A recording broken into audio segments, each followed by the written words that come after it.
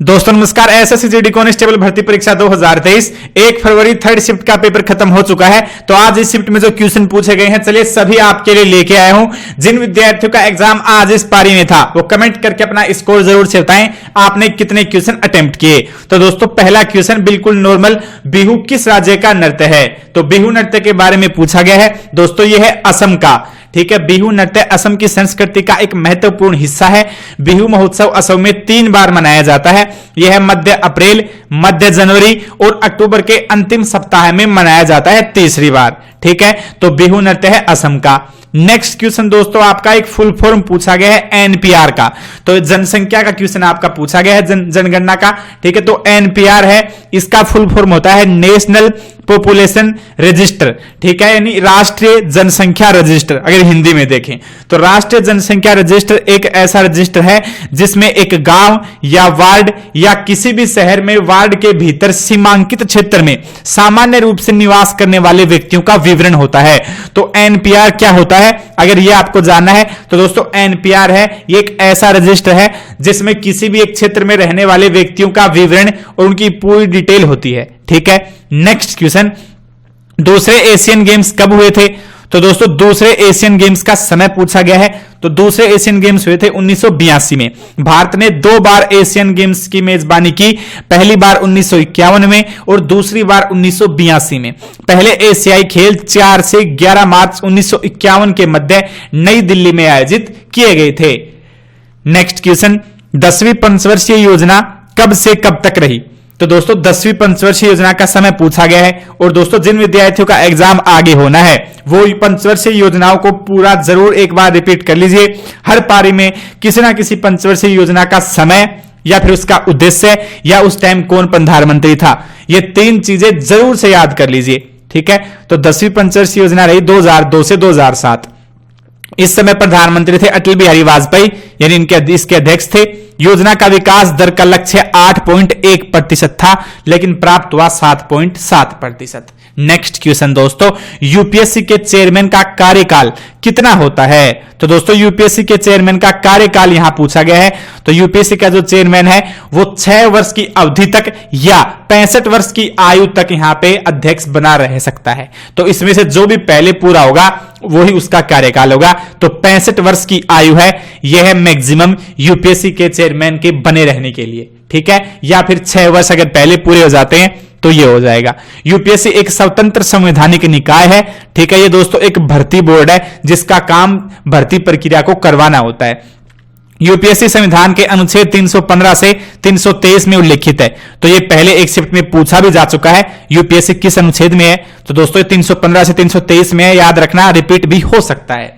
Next question, गोला फेंक में या कहें कि शॉटपुट में महिलाओं के लिए गोले का वजन कितना रखा जाता है? तो दोस्तों शॉटपुट एक गेम होता है जिसमें एक जो लोहे का एक गोला होता है उसको दूर फेंकना होता है। तो इसमें महिलाओं के लिए जो गोला होता है फेंकने का, उसका वजन कितना रखते हैं? यह क्वेश्चन आपका ऐसा एक पूछा गया है। उत्तर आएगा दोस्तों 4 किलो, ठीक है। और पुरुषों के लिए इस गोले का वजन 7.26 किलो होता है और महिलाओं के लिए 4 किलो, ठीक है। यह आपका यहां पे इसका राइट आंसर होगा।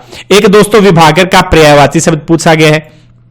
तो विभागर का पर्यायवाची शब्द है निशाकर, सोम, शशि, ठीक है। वैसे ऑप्शन के हिसाब से होगा लेकिन आपका पर्यायवाची पूछा गया है। और जो पर्यायवाची आ रहे हैं वो बहुत नॉर्मली आ रहे हैं, बहुत ज्यादा हार्ड पर्यायवाची, विलोम शब्द, मुहावरे ये नहीं पूछ रहा है।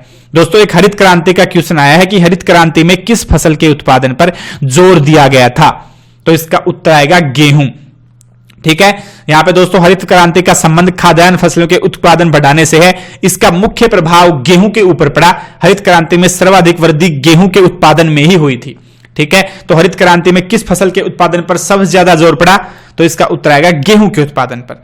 नेक्स्ट क्वेश्चन, सागा दावा फेस्टिवल सिक्किम में कौन से धर्म के लोग मनाते हैं? तो दोस्तों ये आपका सागा दावा फेस्टिवल के बारे में पूछा गया है। ये मैंने आपको पहले करवाया भी था। देखिए दोस्तों जो भी क्वेश्चन यहां पे मैं आपको शिफ्ट में आज करवा रहा हूं, इसमें से आप देखेंगे तो आधे से ज्यादा तो मैं आपको पहले पिछले 10 दिन के अंदर ही करवा चुका हूं शिफ्ट्स के रिव्यू में, ठीक है। तो दोस्तों सागा दावा जो फेस्टिवल है ये सिक्किम में बौद्ध धर्म के दर्शन से परिचित होने का एक अनूठा फेस्टिवल है। तो ये बौद्ध धर्म के लोगों के द्वारा मनाया जाता है। नेक्स्ट दोस्तों, पीएम किसान सम्मान निधि योजना का उद्घाटन किसने और कब किया? तो पीएम किसान सम्मान निधि योजना के बारे में पूछा गया है। दोस्तों प्रधानमंत्री नरेंद्र मोदी ने 24 फरवरी 2019 को उत्तर प्रदेश में पीएम किसान योजना की शुरुआत की थी। ठीक है, तो इसका उद्घाटन प्रधानमंत्री नरेंद्र मोदी ने किया था। नेक्स्ट दोस्तों आपका एक हिंदुस्तान सोशलिस्ट रिपब्लिकेशन एसोसिएशन की स्थापना कब हुई थी, सॉरी कहां हुई थी? तो दोस्तों इसका उत्तर आएगा दिल्ली में हुई। और कब हुई? तो 1928 में हुई। ठीक है, नेक्स्ट क्वेश्चन, टीकाकरण अभियान इंद्रधनुष कितने साल के बच्चों के लिए शुरू हुआ था?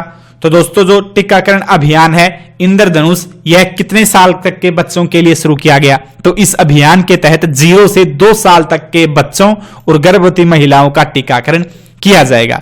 तो मिशन इंद्रधनुष के बारे में पूछा गया है। इसमें जो बच्चों को टीका लगाया जाएगा उन बच्चों की एज लिमिट पूछी गई है। ठीक है, नेक्स्ट क्वेश्चन दोस्तों, तड़ित का पर्यायवाची शब्द क्या है?